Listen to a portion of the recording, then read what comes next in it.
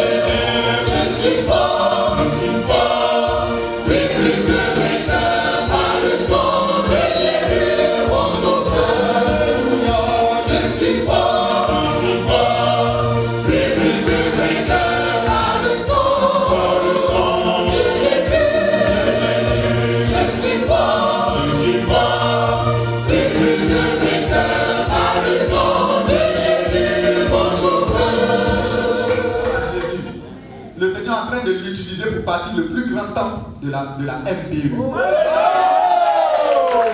Un temple de 800 places. Est-ce qu'on ne peut pas acclamer le Seigneur pour ça? C'est le vice-président de la mission, l'inspecteur des missions et le pasteur principal de l'église d'Akeikwa. Gloire à Jésus. C'est lui ce matin que le Seigneur a choisi pour nous introduire dans le règne de Dieu. Pour qu'on ne puisse écouter la parole de Dieu et puis on va partager le repas du Seigneur ensemble. C'est pourquoi, sur vos ovations, vos acclamations, vos ovations, on va recevoir. Bye.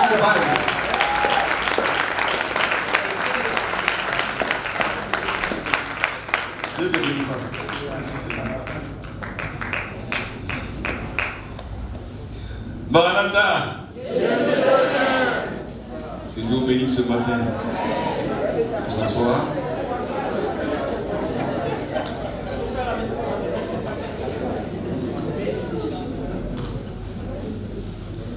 Bonjour à tous et à toutes. Que Dieu vous bénisse ce matin. Félicitations à la monitrice. Je pense que la patience paye toujours. Oui, c'est une qualité chrétienne. Ça paye quand on est patient dans le Seigneur, ça paye. Dieu vous bénisse à mon amour. Je voulais dire un merci à toute l'église de l'EBA. Merci pour vos prières. Merci. On va partager une pensée ce matin. Il y a le repas du Seigneur, il y a aussi la prière de notre pasteur Adonis tout à l'heure. Donc on va pas être long. On va partager une pensée sur la vie de Joseph. Genèse 45. Joseph, son histoire m'a fait du bien, je veux le partager avec vous ce matin. Joseph. Et le thème ce matin, Joseph, homme de paix et de grâce. Joseph, un homme de paix et un homme de grâce. Genèse 45, je lis. Joseph ne pouvait plus se contenir devant tous ceux qui l'entouraient. Verset 1. Il s'écria, faites sortir tout le monde. Et il ne resta personne avec Joseph quand il se fit connaître à ses frères. Verset 2. Il éleva la voix en pleurant. Les Égyptiens l'entendirent et la maison de Pharaon l'entendit. Joseph dit à ses frères, je suis Joseph. Mon père vit-il encore? Mais ses frères ne purent lui répondre car ils étaient troublés en sa présence. Verset 4. Joseph dit à ses frères, approchez-vous de moi, et ils s'approchèrent. Il dit, je suis Joseph, votre frère, que vous avez vendu pour être mené en Égypte. Verset 5. Maintenant, ne vous affligez pas, et ne soyez pas fâchés de m'avoir vendu pour être conduit ici, car c'est pour sauver la vie que Dieu m'a envoyé devant vous. Parole forte. Verset 6. Voilà 2 ans que la famine est dans le pays. Et pendant 5 années encore, il n'y aura ni labour ni moisson. Dieu m'a envoyé devant vous pour vous faire subsister dans le pays et pour vous faire vivre par une grande délivrance. Verset 8. Ce n'est donc pas vous qui m'avez envoyé ici, mais c'est Dieu. Il m'a établi père du Pharaon, maître de toute sa maison et gouverneur de tout le pays d'Égypte. Hâtez-vous de remonter auprès de mon père et vous le direz. Ainsi a parlé ton fils Joseph. Dieu m'a établi Seigneur de toute l'Égypte.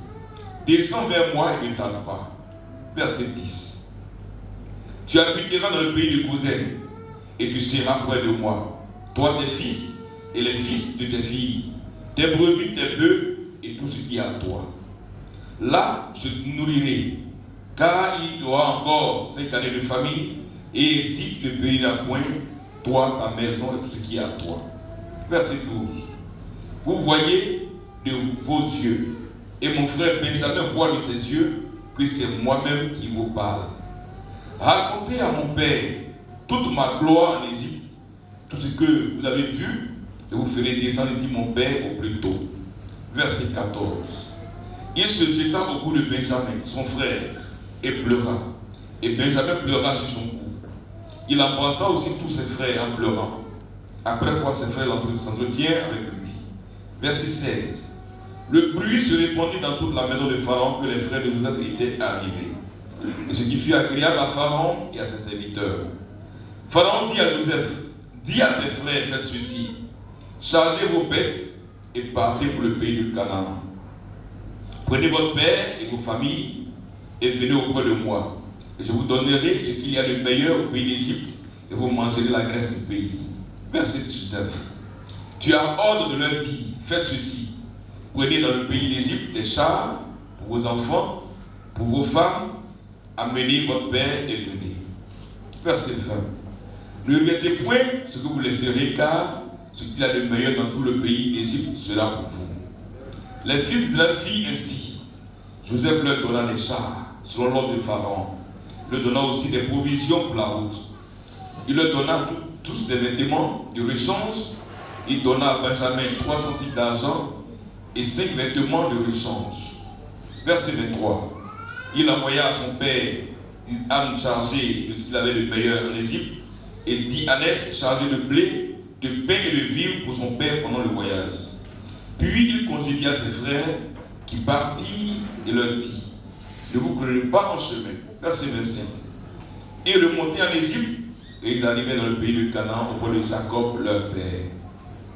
Il lui dit, Joseph vit encore, et même celui qui gouverne tout le pays d'Égypte. Mais le cœur de Jacob resta froid, parce qu'il ne le croyait pas. Verset 27. Il lui rapportait toutes les paroles que Joseph lui avait dites. Il vit les chars que Joseph avait envoyés pour le transporter. C'est alors que l'esprit de Jacob, leur père, se ranima. Verset 28. Et Israël dit, c'est assez. Joseph, mon fils vit encore, j'irai et je le verrai avant que je ne meure. Alléluia. Amen. Alléluia. Amen. Une belle histoire. Mais pour bien la comprendre, on va prendre le chapitre 37. Le chapitre 37. Genèse chapitre 37. Je lis. Pour bien comprendre le 45. Je lis. Jacob demeura dans le pays de Canaan, où avait séjourné son père. Verset 2. Voici la postérité de Jacob. Joseph, âgé de 17 ans, faisait paître le troupeau avec ses frères. Cet enfant était auprès des fils de Bila et des fils de Zilpa, femme de son père. Et Joseph rapportait à leur père leurs mauvais propos. Israël aimait Joseph plus que tous ses autres fils, parce qu'il avait eu dans sa vieillesse. Il lui fit une tunique de plusieurs couleurs. Verset 4. Ses frères virent que leur père l'aimait plus que tous. Il le prit en haine. Il ne pouvait lui parler avec amitié. Verset 5. Joseph eut un songe, il le raconta à ses frères, qui le haït encore davantage. Il leur dit, écoutez donc ce songe que j'ai eu. Verset 7. Nous étions alliés des gerbes au milieu des champs. Et voici, ma gerbe se leva et se tint debout. Et vos gerbes l'entourèrent et se prosternèrent devant elle. Ses frères lui dirent, est-ce que tu régneras sur nous? Est-ce que tu nous gouverneras? Et il le haït encore davantage à cause de ses songes et à cause de ses paroles. Verset 9. Il eut encore le songe et le raconta à ses frères. Il dit, j'ai eu encore un songe et voici le soleil et la lune et 11 étoiles se prosternaient devant moi. Il le raconta à son père et à ses frères. Son père le réprimanda et lui dit, que signifie ce songe que tu as eu? Faut-il que nous venions, moi, ta mère et tes frères, nous prosterner en terre devant toi? Ses frères eurent de l'envie contre lui, mais son père garda le souvenir de ces choses. Verset 12. Les frères de Joseph étant allés à Sichem pour paître le troupeau de leur père, Israël dit à Joseph, tes frères ne font-ils pas paître le troupeau à Sichem? Viens, je vais t'envoyer vers eux. Et répondit, me voici, un enfant obéissant et sage. Verset 14. Israël lui dit, va, je te prie, et voici tes frères sont en bonne santé, et si le troupeau est en bon état, et tu m'en rapporteras des nouvelles. Il l'envoya ici, de la vallée d'Hébron, et Joseph alla à Sichem. Un homme le rencontra comme il errait dans les champs, il le questionna en disant, que cherches-tu? Joseph répondit, je cherche mes frères, dis-moi, je te prie, où ils font perdre leur troupeau. Et l'homme lui dit, ils sont partis d'ici, car je les entendu dire, allons à Dothan. Joseph alla après ses frères et les trouva à Dothan. Verset 18. Il le vit de loin, et avant qu'il fût près d'eux, il complotait de le faire mourir. Il se dit l'un à l'autre, voici le faiseur de choses qui arrive. Verset 20. Venez maintenant, tuons-le, et jetons-le dans une caverne de citerne. Nous dirons qu'une bête féroce l'a dévoré et nous verrons ce qui deviendront ses songes. Verset 21. Ruben entendit cela et le délivra de leurs mains. Il dit, ne lui ôtons pas la vie. Ruben leur dit, ne répandez point de sang, jetez-le dans cette citerne qui est au désert et ne mettez pas la main sur lui. Il avait décidé de le délivrer de leurs mains pour le faire retourner vers son père. Verset 23. Lorsque Joseph fut arrivé auprès de ses frères, il le découvrait de sa tunique, de la tunique de plusieurs couleurs qu'il avait sur lui. Il le prit et le jetait dans la citerne. Cette citerne était vide, le Seigneur vivant. Il ne doit point d'eau. Verset 25. Il s'assit ensuite pour manger. Ayant levé les yeux, il vit une caravane d'Ismaélites venant de Galade. Leurs chameaux étaient chargés d'aromates, de baume et de myrrhe qui transportaient en Égypte. Alors Judas dit à ses frères, que gagnons-nous à tuer notre frère et à cacher son sang? Venez, vendons-le aux Ismaélites et ne mettons pas la main sur lui. Car notre frère, notre chair, et ses frères l'écoutèrent. 28. Au passage des marchands madianites, ils tirèrent et firent remonter Joseph hors de la caverne. Il le vendit pour 20 cycles d'argent aux Ismaélites qui l'amenaient en Égypte. Ruben revint à la citerne et voici Joseph n'était plus dans la citerne. Il déchira ses vêtements. Retourna vers ses frères et dit, l'enfant n'y est plus. Et moi, où irai-je? Il prit alors la tunique de Joseph, ayant tué un bouc, il plongeait la tunique dans le sang. Il envoya à leur père la tunique de plusieurs couleurs, en lui faisant dire, voici ce que nous avons trouvé. Reconnais si c'est la tunique de ton fils ou non. Jacob l'a reconnu et dit, c'est la tunique de mon fils, une bête féroce l'a dévoré. Joseph a été mis en pièces. Il déchira ses vêtements, il mit un sac sur ses reins et porta longtemps le deuil de son fils. 35. Tous ses fils et toutes ses filles vinrent pour le consoler, mais il ne voulut recevoir aucune consolation. Il disait, c'est en pleurant que je descendais vers mon fils au séjour des morts, et il pleurait son fils. 36 pour finir. Les Madianites le vendirent en Égypte à Potiphar, officier de Pharaon, chef des gardes. Alléluia. Amen. Une belle histoire avec beaucoup de leçons. Mais on ne va pas être long, on va partager juste une pensée. Prions le Seigneur. Merci grand Dieu ce matin pour ce temps merveilleux. Merci pour la joie qui nous remplit. Merci pour ta grâce ici à l'EBA. Merci pour notre papa aux États-Unis que tu gardes. Merci pour le conseil que tu bénis. Merci le pasteur Anthony que tu fortifies. Ce matin, nous voulons juste nous encourager mutuellement. Bénis un cœur ce matin. Bénis une famille ce matin. Bénis une vie ce matin. Éclaire-nous par ta parole. Car ta parole vient pour nous guérir. Elle vient pour nous redresser. Elle vient pour nous faire du bien. Merci, papa. Bénis chacun. Gloire, honneur à toi. Amen. Amen. Amen. Amen. Genèse 45. Joseph, un homme de paix et un homme de grâce.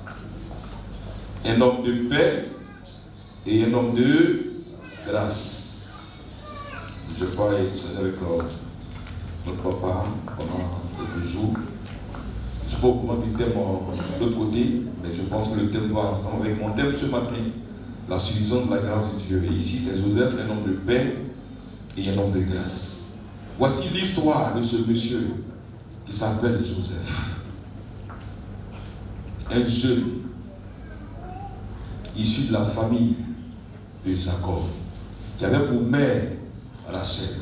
Rachel a mis au monde 2 enfants, Joseph et Benjamin. Et la Bible dit que Joseph était l'enfant de la vieillesse de Jacob. Donc cet enfant-là, Jacob a beaucoup aimé. Et ses frères, à travers les songes, ont décidé de nuire à la vie de Joseph. Alors un jour, Jacob a envoyé Joseph pour aller voir ses frères qui sont allés donner à manger aux animaux en brousse. Et Joseph arrive et les frères vont comploter et ils vont vendre Joseph aux Madianites. Aux Madianites. Avait cet argent. Pendant qu'on le vendait, il avait 17 ans. Ça veut dire qu'il était encore jeune, petit garçon. Et Joseph va en Égypte. Il y a un monsieur qui s'appelle Potiphar, le chef de la maison de Pharaon. Il va racheter Joseph et Joseph va rester chez lui à la maison. Alléluia. Amen. Alléluia. Amen. Ce matin, ce que je voulais partager avec vous va pas être trop long. Joseph, un homme de paix et un homme de grâce. Un homme de paix, un homme de grâce. Est-ce que ce matin, nous aussi, on peut être des femmes de paix, des hommes de paix et des hommes de grâce? Je venais tout à l'heure, j'ai vu une scène qui m'a marqué, mais ça va ensemble avec mon message. Un jeune frère de l'Ébéa qui a dormi à la famille, on a séparé tout, ensemble pour un tout. Je suis dans le Baga, au pont Vagabond, et j'ai vu ce frère. Aujourd'hui, dimanche, où les gens s'empressent de venir à l'église, assis en bas de hangar, dans les causer avec ses amis. Un frère qui était engagé ici, qui était engagé à l'évaluation même. Aujourd'hui, il n'est plus là. Vous savez, quand tu es leader, si tu n'as pas un cœur de grâce, tu n'as pas un cœur de paix, tu risques de chasser tout le monde de l'église. Des gens avec qui tu as mangé, avec qui tu as évangélisé, vous avez fait beaucoup le même matin, au milieu de rien. Ils t'abandonnent encore le chemin. Mais si tu n'es pas un homme de paix, un homme de grâce, tu ne peux pas conduire l'œuvre. Alléluia. Amen. Alléluia. Amen. Dans le foyer aussi, en tant que chef de famille, un homme de paix, si tu n'es pas un homme de paix, un homme de grâce dans la famille, dans le foyer, tout à l'heure, le président va développer, je ne vais pas te dévancer, tu risques de gâter beaucoup de choses. Et dans le Seigneur nous demande d'être des hommes et des femmes de paix et de grâce. Amen. Voici un jeune garçon qui a été vendu à 17 ans et qui est parti dans un pays qu'il ne connaît même pas. Par ses propres frères. Par ses propres frères. Mais Joseph va en Égypte. Et comme Dieu est avec lui, Dieu va l'utiliser encore en Égypte là-bas. Alléluia. C'est merveilleux d'entendre ça. Je voulais dire à un frère ce matin, si Dieu n'a pas permis une situation, rien ne peut nous arriver. Amen. Si Dieu n'a pas permis quelque chose, je le dis haut et fort, rien ne peut arriver. Je vois des gens qui ont peur des sorciers, qui ont peur des démons, qui ont peur de cafards, peur de salamandres. Je ne le dis pas en tant que pasteur, je le dis en tant que votre frère en Christ. Si Dieu n'a pas dit que ça va t'arriver là, ils vont pour faire, rien ne peut t'arriver. Amen. Alléluia. Amen. Qu'est-ce qu'un homme peut te faire? Qu'est-ce qu'un homme peut te faire? Qu'est-ce qu'un être humain peut te faire? Peut rien te faire. Peut rien te faire. Ce que tu peux faire, c'est me donner par lui. Mais si Dieu ne fait pas que par lui matin, appelle-toi matin. Alléluia. Et Joseph part en Égypte. Et là-bas, avec Potiphar et Pharaon, ils vont l'établir comme gouverneur de l'Égypte. Amen. Et une famine va arriver sur la zone, la région. Ses frères ne gagnent pas à manger. Jacob ne gagne pas à manger. Il va envoyer ses frères pour aller chercher de la nourriture en Égypte. Et ils s'en vont. Qui ils trouvent? Qui ils trouvent? Ils trouvent Joseph qui est gouverneur en Égypte. Ils vont échanger avec eux. Lui les a reconnus. Les a reconnus. J'ai aimé vraiment cette phrase-là. 45, verset 5. On va lire ce verset-là. Verset 4 d'abord. Il dit, Joseph dit à ses 45, verset 4, Joseph dit à ses frères, approchez-vous de moi, et ils s'approchaient. Il dit, je suis Joseph, votre frère, que vous avez vendu pour être béni en Égypte. Verset 5. Maintenant, ne vous affligez pas et ne soyez pas fâchés de m'avoir vendu pour être conduit ici. Car c'est pour vous sauver la vie que Dieu m'a envoyé ici. Est-ce que nous aussi on peut dire ça un jour? Est-ce qu'on peut dire ça un jour? Derrière nos situations, on voit des féticheurs, on voit des charlatans, on voit des marabouts, on voit des sorciers. Mais lui, il dit, ce qui lui est arrivé là, c'est Dieu qui a permis ça. Vous savez que Joseph avait la pensée de Dieu. Joseph avait le regard de Dieu. Derrière tout ce qui nous arrive, c'est Dieu que nous voyons. C'est Dieu que nous voyons. C'est pas un sorcier, c'est pas un féticheur, c'est pas un marabout, mais c'est Dieu que je vois. C'est pas vous qui m'avez vendu. Tout ce que vous avez comploté là, il y avait une main qui était derrière, c'est la main de Dieu. C'est Dieu qui a permis que nous soyons ici aujourd'hui. Amen. Le corps de Christ, combien de fois les gens accusent leurs parents? Combien de fois les gens accusent les membres de la famille? Et surtout en Afrique, quand une grand-mère, elle reste seule, il lui laisse au moins 3 cheveux sur la tête, 2 dents dans la bouche. Mais c'est fini. 3 cheveux avec 2 dents. C'est fini. C'est elle. C'est elle. Elle est contre moi. Pendant qu'on est enfant de Dieu,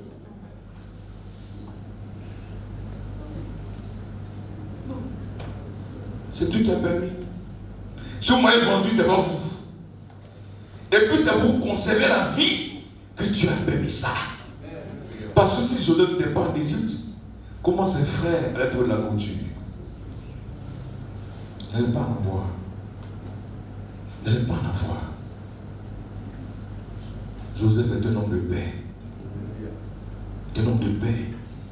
Et nous, enfants de Dieu, nous devons être des hommes et des femmes de paix.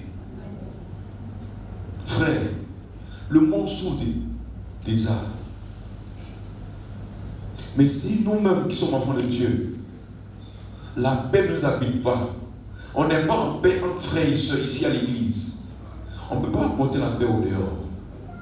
Or, un enfant de Dieu est un enfant de paix. Là où il passe, il doit apporter la paix. Ce qu'il dit, la paix doit sortir là-dedans. Dans les familles, nous devons apporter la paix.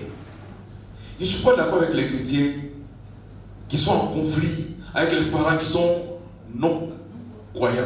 Non, non, non. Nous sommes des hommes qui apportent la paix là où il y a la guerre. Alléluia. Des enfants qui réconcilient les parents. Des enfants qui réconcilient les familles. Quelquefois, c'est le contraire qu'on voit. Les parents sont en conflit. Et nous qui devons apporter la paix, c'est nous qui apportons l'huile sur le feu. Pendant que Jésus demeure en nous, pendant que l'amour de Dieu demeure en nous, pendant que l'Esprit de Dieu habite en nous, nous devons apporter la paix, c'est nous qui apportons la guerre. Joseph apporte la paix dans sa famille. Son père a pleuré, sa maman a pleuré. Mais Joseph, où est ce vendu pour dire, bon, ok, vous m'avez vendu. Maintenant, vous allez me trouver ici, vous allez me sentir.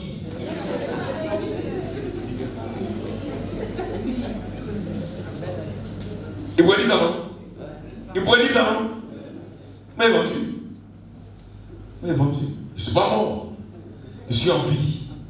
Je suis gouverneur d'Égypte. Maintenant, là, vous allez me sentir maintenant. Vous allez me sentir. Chrétien d'aujourd'hui. Œil pour œil. Non, on n'a pas fait œil pour œil, temps pour temps.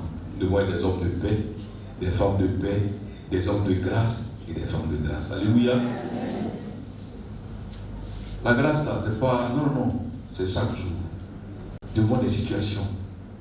Quand les gens nous malmènent, quand les gens font nous tort, nous on montre le contraire. On manifeste la grâce de Dieu. On manifeste la vie de Dieu. On ne répond pas état pour temps.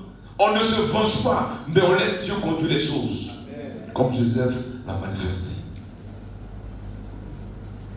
Il dit, c'est pas vous qui m'avez fait, vous m'avez vendu.